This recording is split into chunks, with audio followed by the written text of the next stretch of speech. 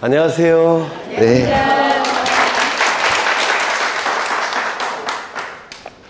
언제쯤 익숙해질까요? 네, 박수. 평생 박수 받은 적이 없어서 굉장히 많이 나오신 것 같아요. 마지막 날이고 등기법인데, 네, 등기법이고 마지막 날인데 생각보다 굉장히 많이 나오신 것 같은데요. 지난 시간에 한 거를 좀 확인을 하겠습니다. 지난 시간에 보존등기부터 한 것 같은데 보존등기 맞나요? 아닌가? 보존등기부터 한 거 맞죠? 네. 이 보존등기는 먼저 거기 의의를 보시면 공유자 1인이 자신의 지분만에 대해서 보존등기 신청할 수 없다고 했죠. 전원 명의로 보존등기를 신청해야 된다. 보존등기는 등기부를 개설한 등기라서 전원의 이름이 반드시 등기부에 현출이 돼야 돼요. 따라서 공유자 1인은 자신의 지분만에 대해서 보존등기 신청할 수 없고 전원 명의로 보존등기를 신청해야 된다고 했습니다. 이러한 논리가 상속등기에서도 나타나죠. 상속인 1인은 자신의 지분만에 대해서 상속등기 신청할 수 없고 전원 명의로 상속등기를 신청한다고 했습니다. 그런데 이 상속등기와 대단히 유사한 포괄 유증으로 인한 소유권 이전 등기는 다르다고 했죠. 포괄 유증을 받은 자 1인은 자신의 지분만에 대해서 소유권 이전 등기 신청이 가능하다고 했습니다. 그런 내용이 자주 문제의 출제가 되고 보존등기에서 가장 중요한 것은 소유권을 증명할 수 있는 자만 보존등기를 신청할 수 있다는 겁니다. 즉 신청인 네 가지 종류, 그게 제일 자주 출제가 돼요. 첫 번째, 대장에 최초의 소유자로 등록된 자, 그 상속인, 그 밖에 포괄승계인. 두 번째, 확정 판결에 의해서 소유권을 증명하는 자. 세 번째 뭐가 있었죠? 수용에 의해서 소유권 취득을 증명하는 자. 네 번째, 특별자치도지사, 시장, 군수, 자치구청장의 확인에 의해서 소유권을 증명하는 자는 보존등기를 신청할 수 있다고 했습니다. 그렇죠? 그래서 그 네 가지를 반드시 외우셔야 돼요. 첫 번째부터 세 번째까지는 토지, 건물 둘 다 가능하고 마지막은 건물만 보존등기 신청할 수 있다고 했죠. 그 다음에 유증을 원인으로 한 소유권 이전 등기, 이것도 자주 출제가 돼요. 이 유증으로 인한 소유권 이전 등기는 포괄 유증이건 특정 유증이건 유언 집행자 또는 상속인이 등기 의무자, 유증을 받은 수유자가, 수증자가 등기 권리자로서 공동 신청한다라고 했습니다. 그리고 이 포괄 유증은 우리민법 1078조에 의해서 상속과 동일한 효력이 인정이 되니까 포괄 유증은 187조가 적용이 됩니다. 따라서 유증자 사망 시 또는 조건이나 기한이 부과가 됐을 때는 조건 성취 시, 기한 도래 시에 유증을 받은 자가 권리를 취득한다고 했죠. 따라서 등기는 처분하기 위해서 등기를 하는 겁니다. 특정 유증은 민법 1078조가 특정 유증에는 적용되지 않죠. 따라서 186조가 적용이 되기 때문에 등기를 갖춰야지만 유증을 받은 자는 권리를 취득할 수가 있을 겁니다. 그래서 포괄 유증은 등기가 처분 요건을 수의 등기, 특정 유증은 등기가 성립 요건을 수의 등기라고 얘기를 했습니다. 그 다음에 보신 것이 수용이죠. 수용. 수용 전에 진정 명의 회복을 위한 소유권 이전 등기. 이건 뭐 뻔해요. 이건 출제되는 게 등기의 원인은 뭐라고요? 진정 명의 회복.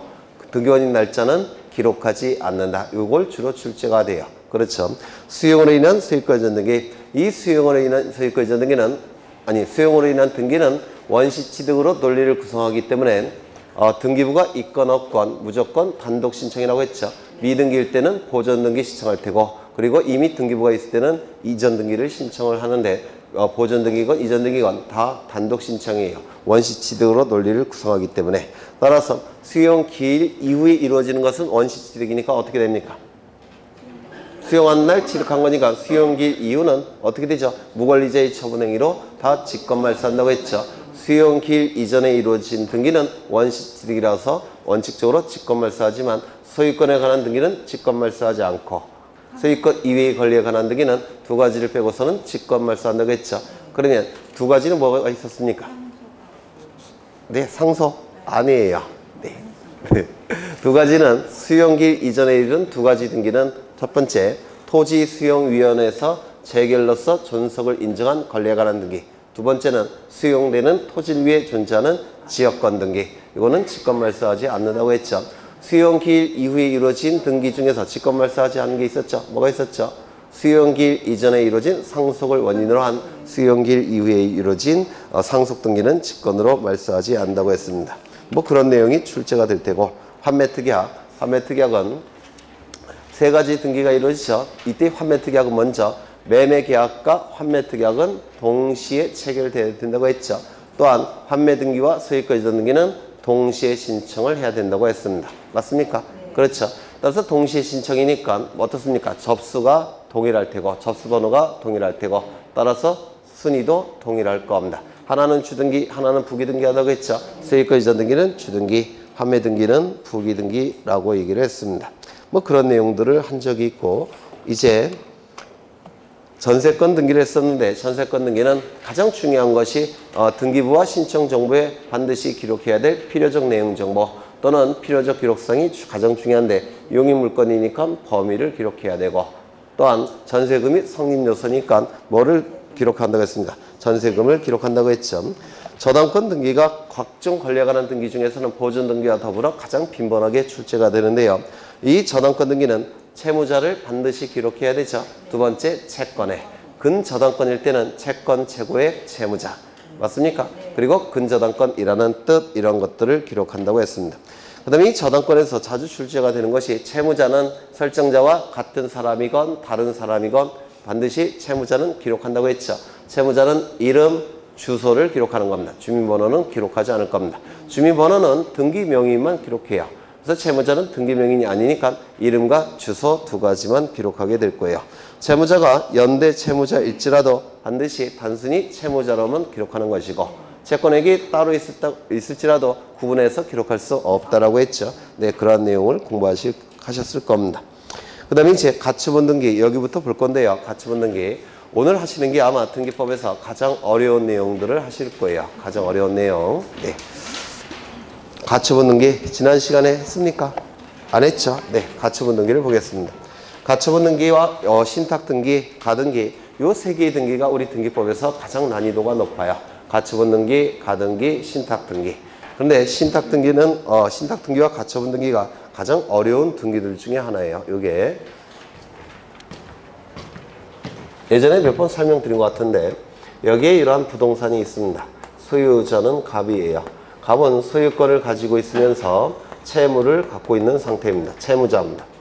그러면 채권자가 어딘가에 있겠죠? 여기 채권자가 존재합니다.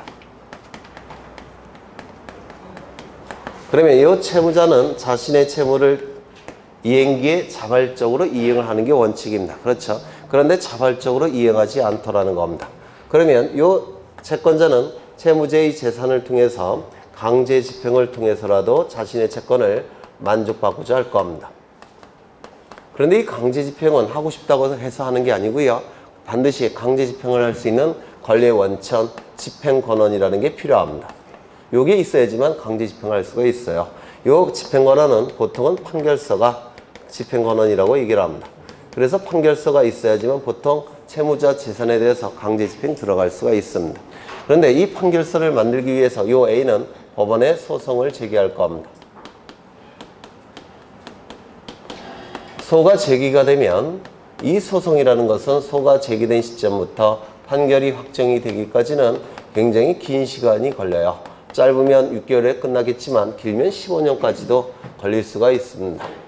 A 승소가 확정이 되기까지는 굉장히 긴 시간이 걸립니다. 그렇다면 중간에 요 채무자가 자신의 부동산을, 자신의 권리를 다른 자에게 처분을 하게 되면 요 시점부터 누구 소유가 돼버립니까? 을 소유가 돼버려요. 그러면 갑은 부동산이 없죠. 권리가 없는 상태입니다. 권리가 없는 상태라고 한다면 강제집행 들어올 수 있겠습니까? 못 들어올 겁니다.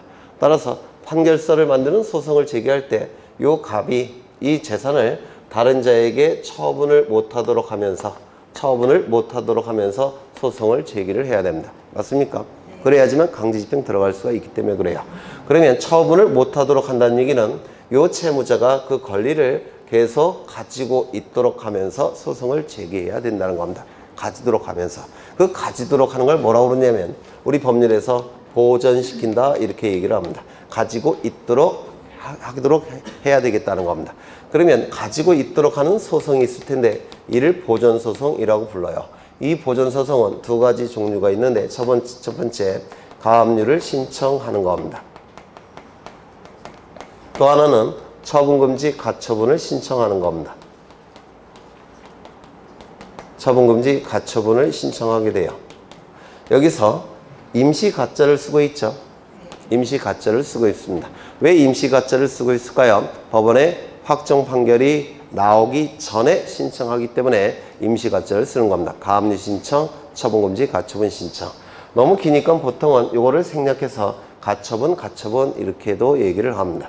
이 가압류나 가처분 신청은 등기소에 신청하는 게 아니에요. 어디에 신청하는 겁니까? 법원에 신청하는 겁니다. 이건 처분 권능이 제한되고 있기 때문에 법원의 판단이 반드시 필요해요. 그래서 법원에 신청하는 겁니다. 이 두 개의 차이점은 뭐라고 했습니까? 물권 채권 아니에요. 요 채권이 금전 채권일 때, 요 채권이 금전 채권일 때는 가처분을 신청하는 것이고, 금전 이외의 채권일 때는 거꾸로 얘기했네. 금전 채권일 때는 가압류를 신청하는 것이고, 금전 이외의 채권일 때는 처분금지, 가처분을 신청하는 겁니다. 맞습니까? 그렇죠. 이렇게 달라지게 돼요.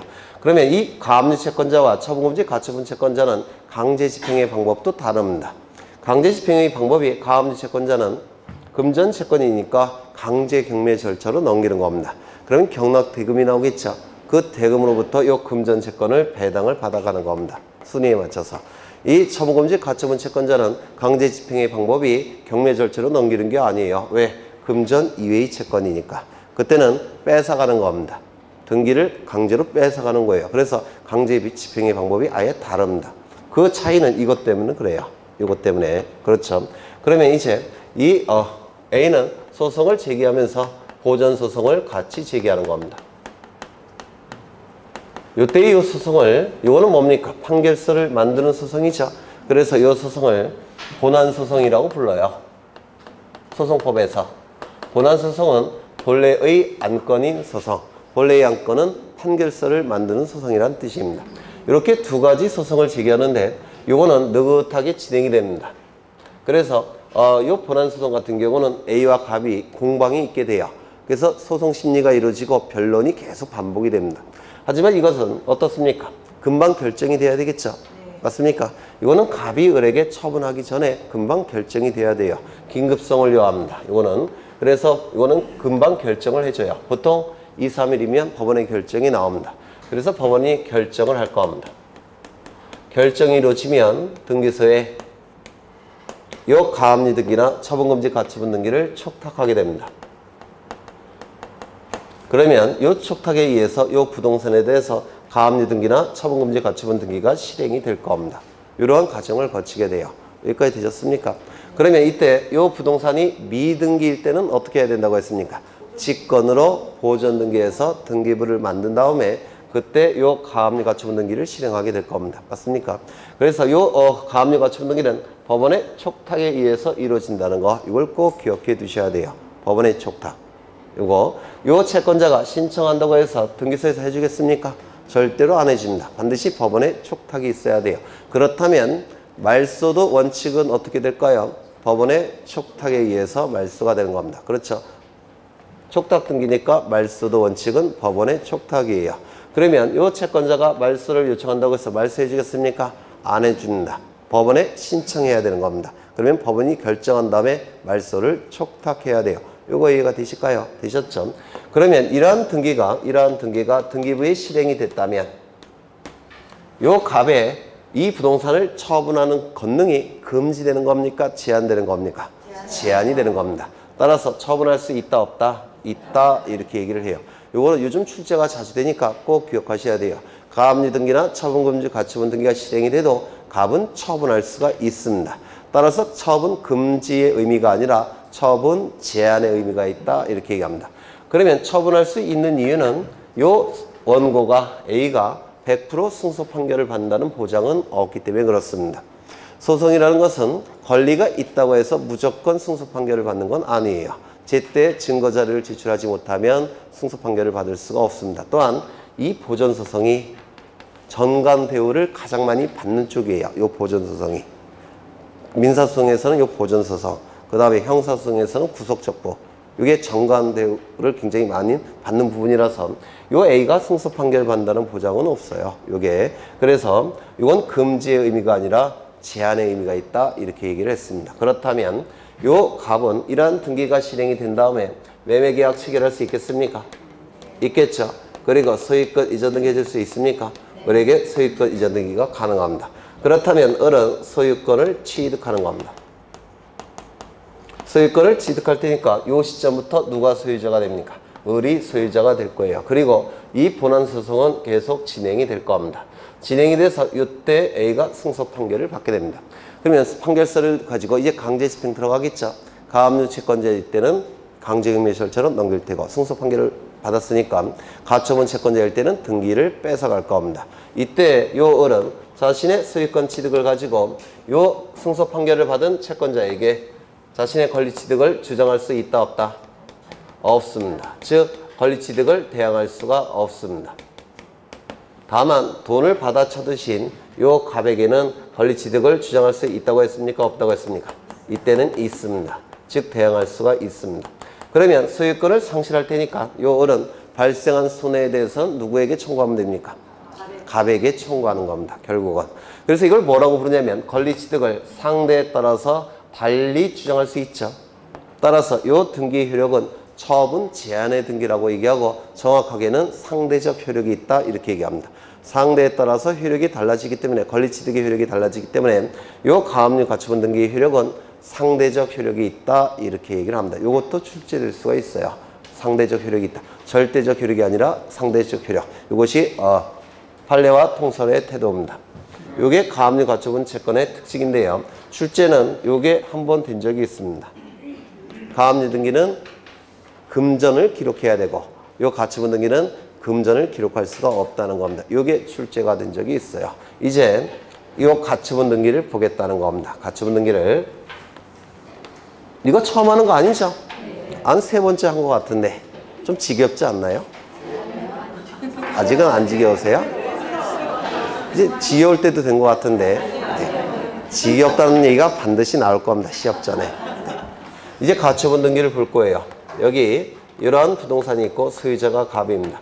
갑이 A와 매매 계약을 체결합니다. 매매 계약이 체결되면 이 갑에게는 소유권 이전 등기 의무가 발생할 테고 이 A에게는 소유권 이전 등기 청구권이 발생을 할 겁니다. 이때 이 의무를 가진 자는 이 의무의 이행기에 자신의 의무를 자발적으로 이행을 해야 됩니다. 그게 자본주의의 기본이에요. 그러면 이 의무를 이행하는 것이 바로 등기소에 가서 등기를 신청하는 겁니다. 이것이 의무를 이행하는 겁니다. 그런데 의무를 이행하지 않게 되면 이 등기를 신청하지 않는다는 뜻이에요. 그러면 이 A는 혼자 가서 등기를 신청할 수 없죠. 왜? 공동신청이 원칙이니까. 맞습니까? 그러면 이 의무를 이행하지 않으면 채권자는 자신의 채권에 대해서 강제 집행을 통해서 자신의 채권을 만족받고자 할 겁니다. 이 강제 집행하기 위해서는 강제 집행할 수 있는 권리 원천, 집행거론이 필요하다고 했죠. 이게 뭡니까? 판결서. 지금 똑같은 걸 두 번 하는 거예요. 좀 외우시라고. 그러면 판결서가 있어야지만 강제 집행 들어갈 수 있을 텐데 이 판결서는 소송을 제기해야지 만들 수가 있죠. 법원에 소송을 제기할 겁니다. 이걸 뭐라고 얘기했습니까? 본안소송이라고 불러요. 본안소송. 이 소송은 소유권 이전 등기에 관한 소송이 될 겁니다. 소유권 이전 등기에 관한 소송이 될 겁니다. 그런데 이 소송이라는 것은 소가 제기된 시점부터 판결이 확정이 되기까지 긴 시간이 걸린다고 했죠. 따라서 중간에 요 갑이 채무자가 자신의 권리를 다른 자에게 처분하게 되면 요 시점에는 이미 누구 소유입니까? 요 시점부터 을 소유니까 요 갑의 재산이 아니니까 강제 집행 들어올 수 있습니까? 없다고 그랬죠. 따라서 처분을 못하도록 해야 될 겁니다. 갑이 을에게 이 권리를 처분하지 못하도록 해야 됩니다. 이걸 뭐라고 불렀습니까? 보전소송이라고 불렀어요. 그렇죠. 보전소송은 두 가지가 있죠. 가압류 신청, 처분금지, 가처분 신청. 이때 요 A가 가진 채권은 금전 채권입니까? 아닙니까? 아니에요. 금전 이외의 채권입니다. 따라서 보전소송으로 제기할 수 있는 건 뭡니까? 처분하는 것을 금지시키는 임시의 법원의 처분.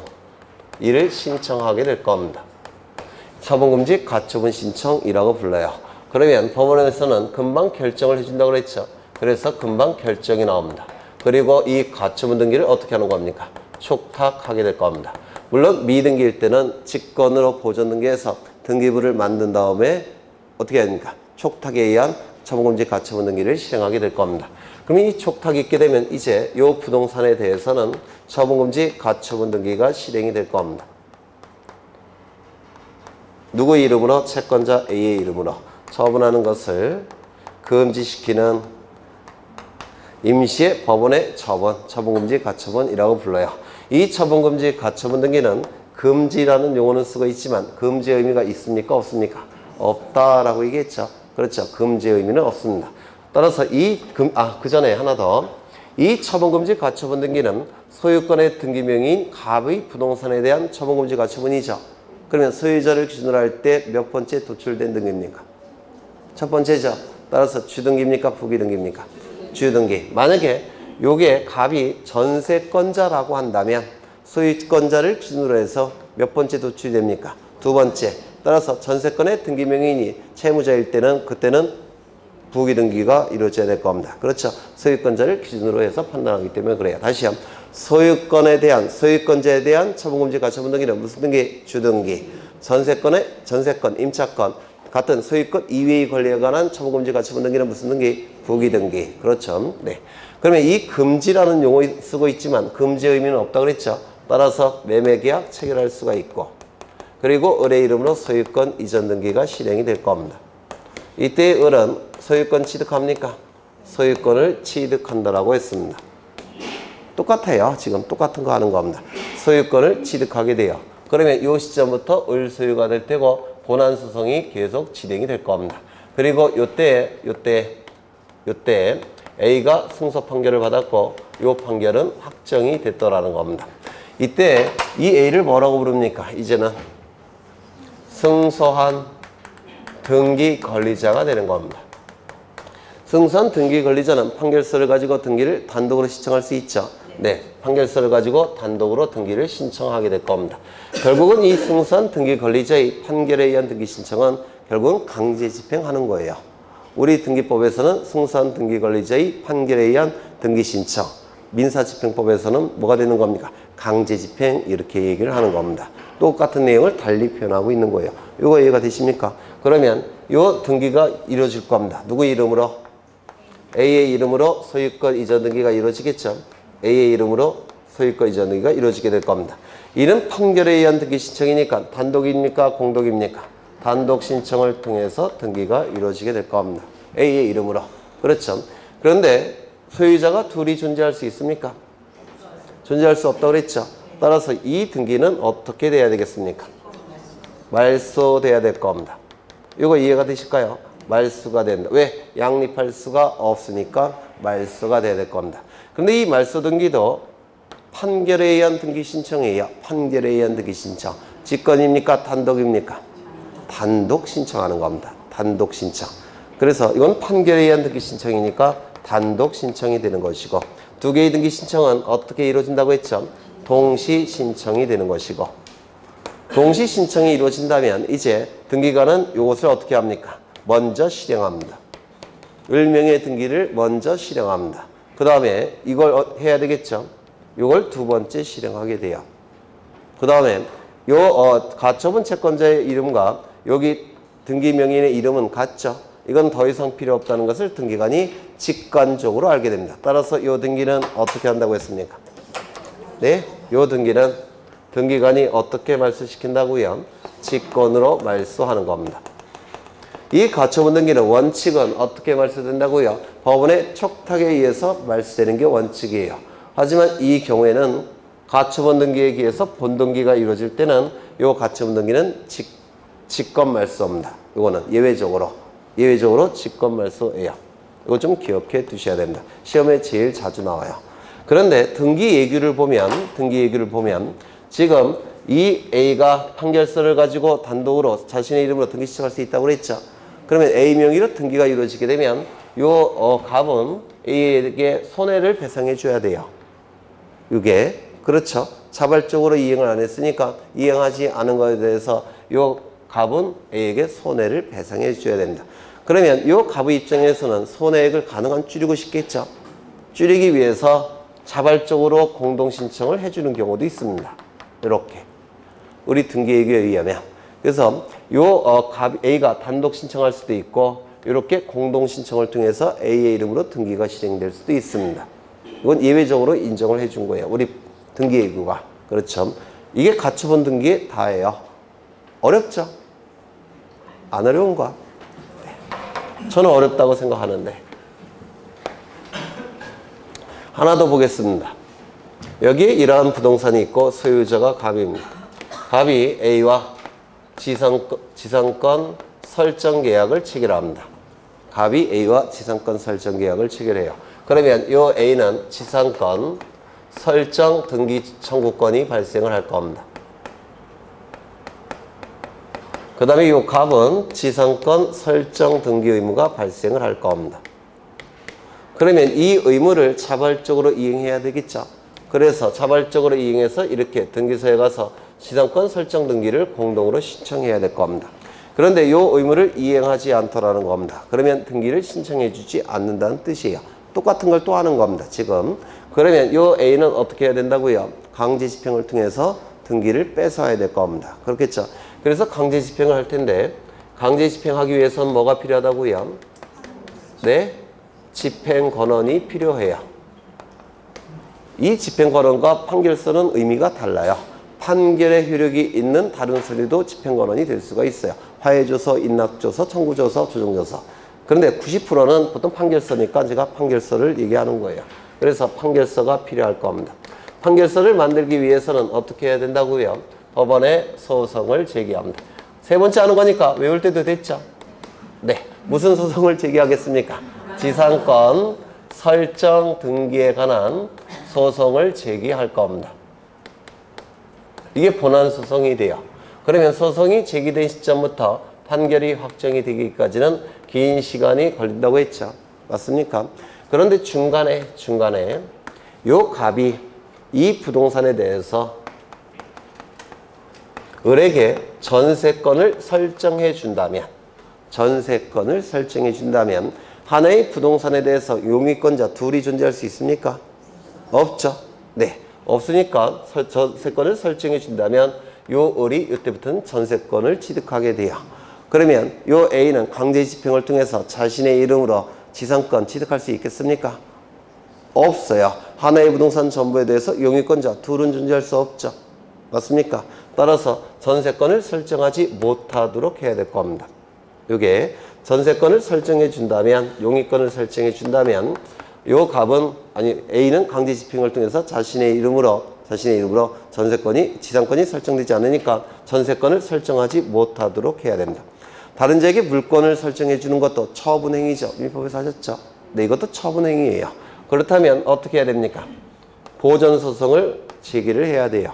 그래서 여기에도 처분금지 가처분이 신청이 되는 겁니다. 그러면 처분금지 가처분이 신청이 되면 법원은 금방 결정을 해준다고 그랬죠. 따라서 등기소에 촉탁을 하게 될 겁니다.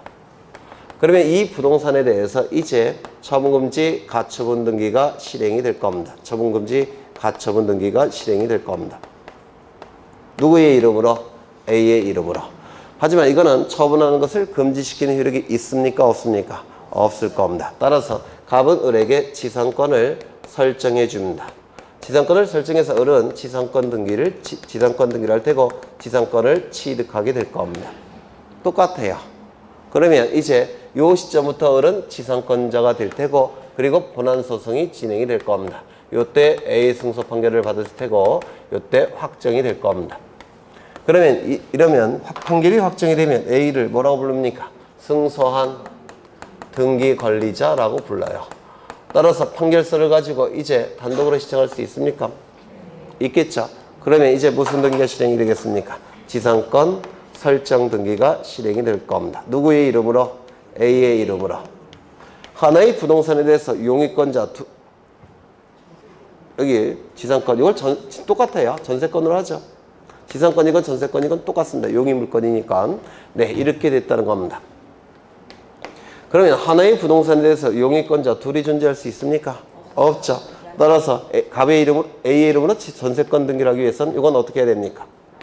말소돼야 됩니다. 맞습니까? 말소 등기. 요 등기는 말소가 돼야 됩니다.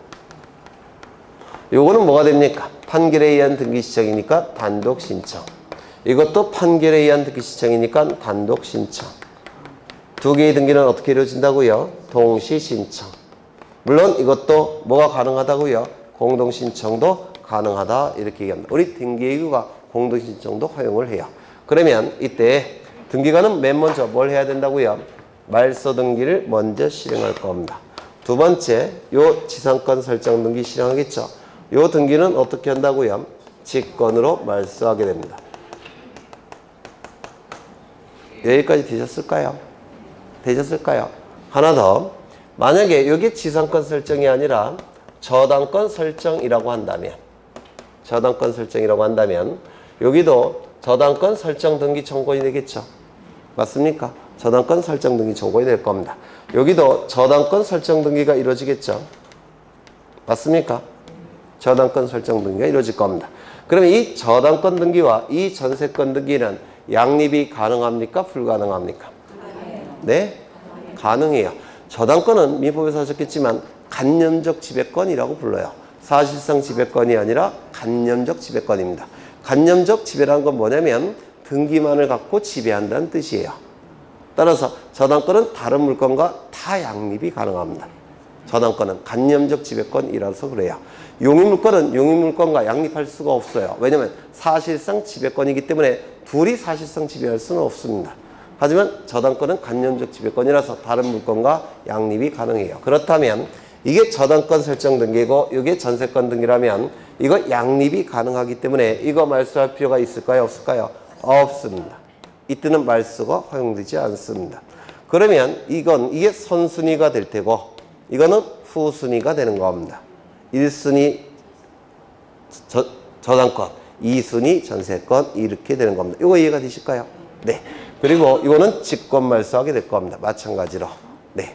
되셨을까요? 그러면 이제 마지막으로 하나만 더 보겠습니다. 시간이 이렇게 흘러가는데요. 시간이 이렇게 흘러가는데 요 시점은 저기 두 번째 그림이에요. 소유권 이전 등기에 관한 가처분 등기가 실행이 됐습니다. 누구의 이름으로? A의 이름으로. 그 다음에 요 시점은 소유권 이전 등기가 A의 이름으로 실행이 됐습니다. 그러면 이 중간에 이루어진 병명의 등기는 병이 아니라 을명의 등기는 어떻게 한다고 했습니까? 네, 또 직권말소. 가처분은 뭐라고요? 단독 신청 말소입니다. 왜? 판결서가 있기 때문에. 이게 가등기라고 한다면 직권말소 맞아요. 가처분 등기는 판결에 의한 말소 등기 신청이라서 단독 신청이에요. 그래서 단독 신청을 통해서 말소할 겁니다. 이거 되셨을까요? 자꾸 헷갈려 하시는데 이게 만약에 가처분 등기가 아니라 가등기라고 한다면 이때는 단독 신청이 아니라 직권 말소가 맞습니다. 가등기일 때는 단독 신청 말소, 가등기일 때는 직권 말소 이렇게 달라지게 돼요. 이거 헷갈려 하지 마셔야 돼요. 네. 가등기일 때는 왜 직권 말소 이따가 보시겠지만 무권리제의 처분행위로 간주되기 때문에 중간처분의 등기는 직권 말소예요. 가처분 등기의 경우에는 판결에 의한 말소 신청이기 때문에 단독 신청을 통한 말소입니다. 이게 달라요. 네. 그러면 요 을명의 등기는 여기 어떻게 한다고 했죠? 단독 신청을 통해서 말소시킨다고 했죠? 맞습니까? 이때 여기에 만약에 강제, 경매, 개시, 결정 등기가 이루어졌다면 이것도 단독 신청을 통해서 말소합니다.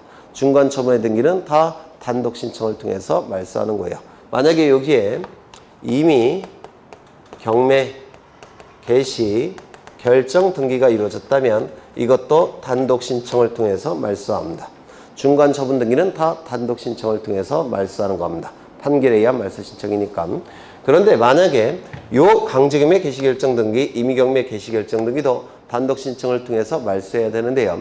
이러한 등기들은 요 자체만 갖고는 의미가 없습니다. 요거는 다른 등기에 필연적으로 뒤따라 나오는 등기예요. 그 등기가 뭐냐면 요 강제경매 개시결정 등기는 가압류 등기에 필연적으로 뒤따라 나온 등기입니다. 요 임의경매 개시결정들은 이 자체만 의미가 있는 건 아니고요. 전세권, 저당권 등기, 전세권 등기, 담보가등기, 이러한 등기에 뒤따라 나오는 등기예요. 그래서 이거는 하나의 세트로 움직이는 겁니다. 요게. 그래서 가압류 채권자는 아까 강제 집행의 방법이 뭐라고 그랬죠? 경매 절차에 넘긴다고 했죠? 그 경매 절차가 강제 경매 절차예요. 그래서 이 가압류 등기 다음에는 강제 경매 개시결정 등기가 필연적으로 뒤따라 나옵니다. 그 다음에 이 저당권, 전세권, 담보가 등기 이 권리자들은 필연적으로 이런 권리 실행하겠죠. 저당권 실행, 전세권 실행, 담보가 등기 실행하는 경우 있겠죠. 피담보 채권이 변제되지 않으면 이런 권리를 실행합니다. 이러한 실행을 하는 건 경매 절차로 넘기는 건데 이건 임의 경매 절차라고 불러요. 그러면 이 강제 경매와 임의 경매의 차이가 뭐냐면 이 임의 경매는 당사자의 뜻에 맡겨놓은 경매 절차라는 뜻이에요. 이게 그러면 여기 저당권자, 전세권자, 담보가등기권자는 어떻게 임의 경매 절차로 넘기냐면 등기부를 법원에 제출하면 법원에서는 경매 절차로 넘겨버립니다. 판결 이런 게 필요가 없어요. 그래서 이 저당권자, 전세권자, 담보가등기권자는 피담보 채권이 제출되지 않으면 등기부를 가지고 법원에 경매를 신청합니다. 그러면 경매 절차로 자동적으로 넘어갑니다. 그러면 이 경매 절차는 저당권자, 전세권자, 담보가등기권자의 뜻에 달린 경매 절차죠.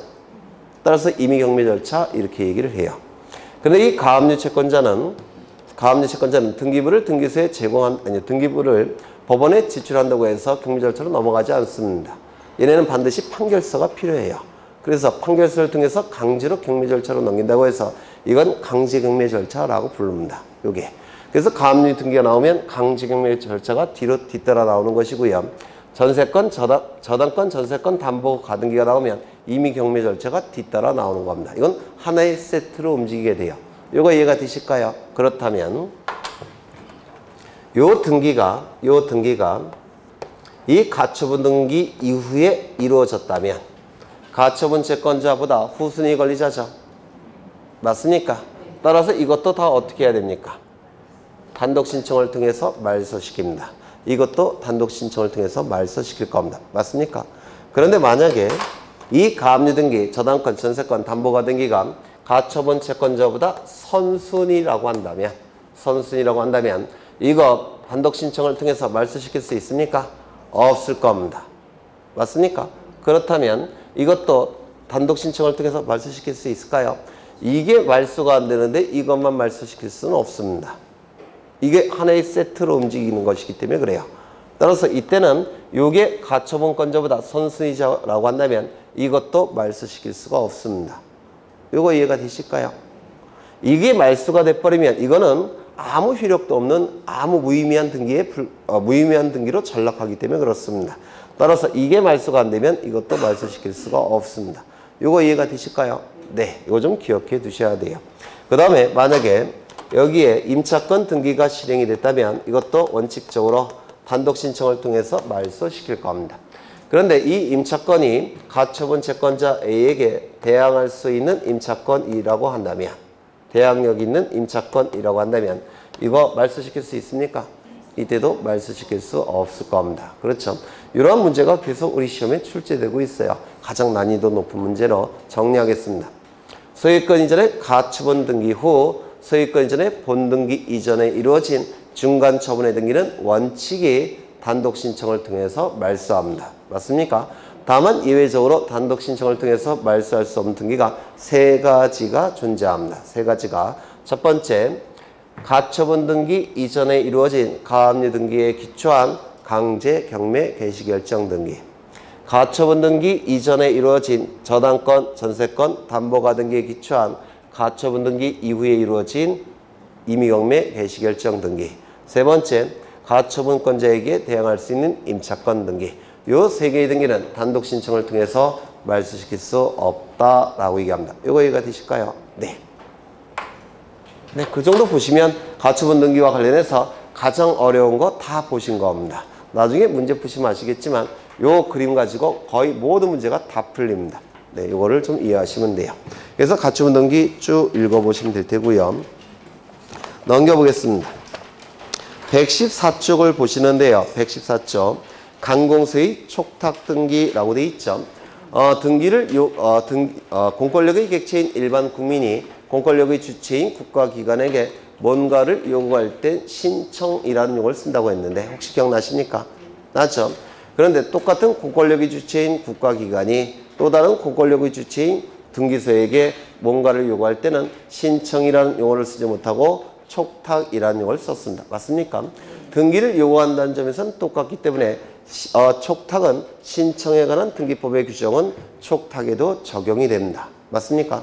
다만 관공서가 등기를 촉탁할 때는 거짓의 등기를 신청할 가능성이 없기 때문에 등기 진정성을 확보하기 위한 등기법의 규정은 촉탁에는 준용됩니까? 준용되지 않습니까? 준용되지 않는다라고 했습니다. 기억나십니까? 그게 바로 거기 5번부터 나와 있는 거예요. 5번, 6번, 7번, 8번, 9번. 이게 바로 신청에 관한 규정 중에서 등기 진정성을 확보할 필요가 있는 그러한 규정은 등기소에 촉탁에는 규정되지 않기 때문에 바로 5번, 6번, 7번, 8번, 9번이 있는 겁니다. 이거는 좀 이따 보실 거예요.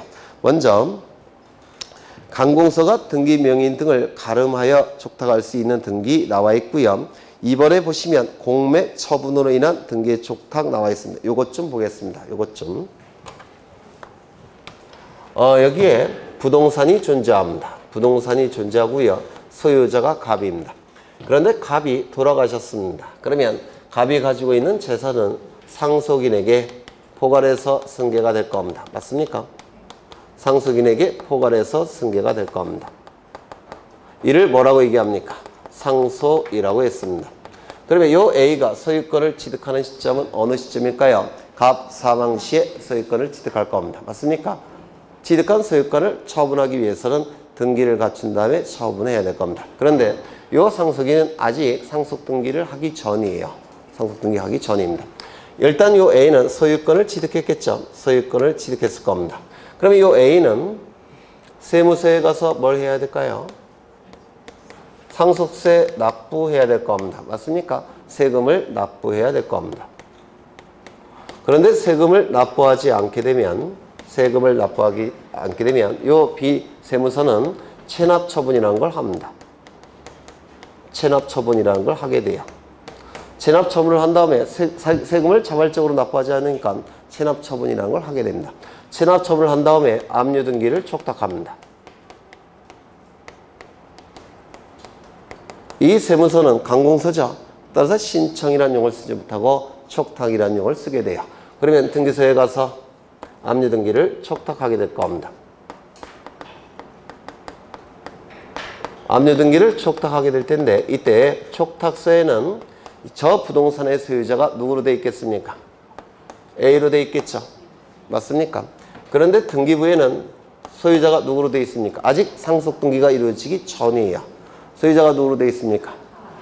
갑으로 되어 있을 겁니다. 그러면 일치하지 않게 되면 이때는 각하 결정이 나올 수밖에 없어요. 맞습니까? 따라서 이때 세무서는 갑의 이름에서 A의 이름으로 상속등기를 대위 촉탁하게 됩니다. 이거 이해가 되실까요? 즉 상속등기를 대위에서 촉탁을 시킵니다. 촉탁을 하게 돼요. 그러면 이 촉탁에 의해서 이제 갑의 이름에서 A의 이름으로 상속등기가 실행이 될 겁니다. 그러면 등기부의 내용과 촉탁정보의 내용은 어떻게 됩니까? 일치가 될 겁니다. 일치가 되니까 이제 요 압류등기를 실행해 줄 겁니다. 여기까지 되셨습니까? 그렇죠. 그러면 이제 압류등기를 촉탁한 다음에 이제 뭘 해야 되겠습니까? 압류등기가 실행이 됐으면 공매처분을 하게 됩니다. 공매처분을 해서 공매 절차로 넘어갑니다. 요 부동산이 공매 절차로 넘어가게 돼요. 그러면 여기서 매수인은 이제 A, B, C가 될 겁니다. 그럼 이 매수인이 소유권을 취득하는 시점은 어느 시점입니까? 상소, 공영징수, 판결, 경매, 기타. 어느 시점에 소유권 취득합니까? 매수인은? 경매는 언제예요? 매수대금을 다 낸 때. 맞습니까? 그러면 매수대금을 다 낸 때 소유권을 취득하게 될 겁니다. 그렇겠죠? 그러면 이 매수대금으로부터 이제 체납된 세금을 배당받아 가게 될 겁니다. 이거 이해가 되십니까? 만약에 갑이 을에게 저당권을 설정한 상태라고 한다면, 즉 을의 이름이 저당권 등기가 되어 있는 상태라고 한다면, 이때 이 매수인은 이 저당권도 승계받습니까? 민법에서 승계받아요. 매수인은 깨끗한 부동산을 취득하는 겁니다. 다 소멸하는 거예요. 이때 이 저당권은 여기 매수대금이 있죠. 매수대금으로부터 배당을 받아갈 겁니다. 이거 이해가 되실까요? 네. 그래서 이때 이 등기는 어떻게 해야 되겠습니까? 어떻게 해야 되겠습니까? 말소 등기가 실행해야 될 겁니다. 이거 이해가 되실까요? 말소 등기가 실행이 돼야 될 겁니다.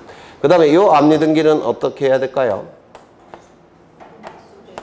세금 받아갔죠. 따라서 말소 등기가 실행이 될 겁니다. 이거 이해가 되십니까? 그 다음에 요 A의 이름으로 무슨 등기가 이루어져야 되겠습니까? 소유권 이전 등기가 실행이 될 겁니다. 요 세 개의 등기는 누가 해주는 걸까요? 세무서의 촉탁에 의해서 이루어지게 됩니다. 세무서의 촉탁에 의해서 이루어지게 돼요. 왜냐하면 공매 처분을 주관하는 기관은 누굽니까? 세무서죠. 세무서가 세 개의 등기를 촉탁하는 겁니다. 그런데 예전에 이때 뭐가 가능하다고 했습니까? 일괄 촉탁. 이거 혹시 기억나십니까? 일괄 촉탁하는 겁니다. 여기 좀 어렵죠? 안 어렵나? 네. 그러면 여기 지문을 좀 보시면 관공서가 체납처분으로 인한 압류 등기를 촉탁할 때는 등기 명인이 해야 될 상속 등기를 어떻게 할 수 있다고요? 대위 촉탁할 수 있다고 그랬죠. 여기 보시면 압류 등기를 촉탁할 때 뭐도 촉탁한다고 했습니까? 상속 등기를 대위 촉탁한다고 했죠. 맞습니까? 그래야지만 이게 각하가 되지 않을 겁니다. 그래서 이 세무서는 대위 촉탁도 가능해요. 거기 나와 있는 게 그겁니다. 압류 등기를 촉탁하는 경우에는 등기 명의인에 거기 밑에 보시면 상속 등기를 함께 촉탁할 수 있다. 뭐 이런 뜻이에요. 요게. 그 다음에 2번을 보시면 공매 처분으로 인한 등기의 촉탁 나와 있는데 관공서가 공매 처분을 한 경우에 등기 권리자의 청구를 받으면 지체 없이 다음의 등기를 등기소에 촉탁해야 되는데 첫 번째 공매 처분으로 인한 권리 이전 등기 이거죠. 공매 처분으로 인한 권리 이전 등기 맞습니까? 두 번째 공매 처분으로 인하여 소멸할 권리 등기의 말소 공매 처분으로 인하여 소멸할 권리 등기의 말소 등기 맞습니까? 그 다음에 압류 등기의 말소 등기 이걸 전부 다 누가 촉탁한다고요? 세무서가 촉탁하더라는 겁니다. 뭐가 있으면 등기 권리자의 청구가 있다면 되셨나요? 네. 그 다음에 3번을 보죠. 국가 또는 지방 권리자가 등기 권리자인 경우에는 국가 또는 지방자치단체는 밑줄 치죠. 등기 의무자의 승낙을 받아. 승낙이 있어야지만 단독 촉탁할 수가 있습니다. 승낙을 받아. 그 다음에 지체 없이 밑줄. 승낙을 받아 지체 없이. 작년에 출제가 되죠. 출제가 됐는데 모든 분이 다 틀렸어요. 이걸. 네. 그 다음에 2번을 보시면 국가 또는 지방자치단체가 등기 의무자인 경우 국가 또는 지방자치단체는 밑줄 치죠. 등기 권리자의 청구. 등기 권리자의 청구에 따라 여기 밑줄 치시고 그 다음에 지체 없이 밑줄 치십니다. 이게 작년에 출제가 됐는데 출제한 놈이 정말 나쁜 놈이었던 것 같아요. 네, 이런 걸 출제하다니. 네. 그 다음에 4번 관공서의 범위 나와 있는데 원칙은 뭐라고요? 국가기관이나 지방자치단체 기관 공권력을 갖고 있는 주체를 얘기하는 겁니다. 그 다음에 2번을 보시면 국가나 지방자치단체가 아닌 공사 등은 등기 촉탁에 관한 특별 규정이 있는 경우에 하나여 등기 촉탁을 할 수 있다. 특별 규정 밑줄 치십니다. 공사나 지방자치단체가 아닌 국가나 지방자치단체가 아닌 공사 등은 공권력의 주체인가요? 아닌가요? 아니죠. 따라서 특별 규정이 있어야지만 촉탁이 가능합니다. 특별 규정이 있어야지만.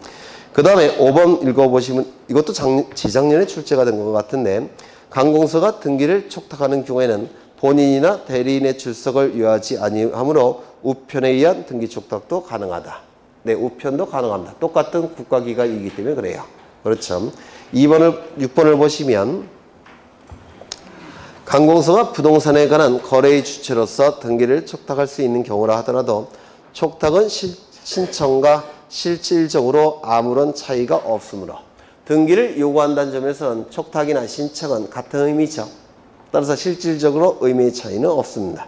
따라서 촉탁을 구태여하지 않고 등기 권리자, 등기 의무자의 공동으로 등기를 신청할 수도 있다는 겁니다. 이게 단독으로 촉탁하지 않고 가서 신청할 수도 있다는 겁니다. 이것도 출제가 됐어요. 작년에. 그 다음에 7번째 보시면 관공서의 등기 촉탁 시 등기 의무자의 권리에 관한 등기필 정보 필요합니까? 필요 없습니까? 등기의 진정성이 확보가 됐다라고 얘기했죠. 따라서 등기필 정보 필요가 없습니다.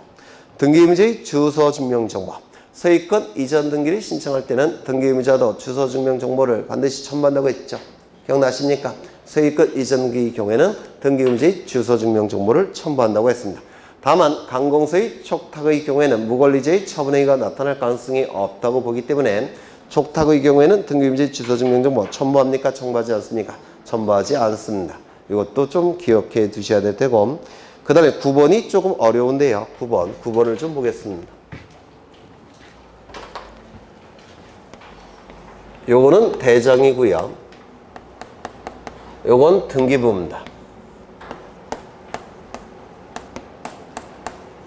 이 대장에도 부동산 표시에 관한 내용이 기록이 되고 등기기록 표제부에도 부동산 표시에 관한 내용이 기록이 될 겁니다. 이때 이 부동산 표시는 기준이 뭐라고 했습니까? 네? 이걸 기준으로 해서 이걸 바꿔준다고 했는데 기억나십니까? 그렇죠. 그런데 이걸 기준으로 해서 이걸 바꿔주지 않았다면 이 두 개의 부분은 일치하지 않을 겁니다. 맞습니까? 변경해주지 않았다면 이건 두 개의 부분이 일치하지 않아요. 그러면 이걸 기준으로 해서 이걸 변경 등기하는 건 누굽니까? 소유권의 등기 명의인이 변경 등기를 신청하는 겁니다. 맞습니까? 그런데 변경 등기를 소유권의 등기 명의인이 신청하지 않았다는 겁니다. 요 갑이. 이걸 변경 등기를 신청하지 않고 요 갑이 이 각종 등기를 신청하는 경우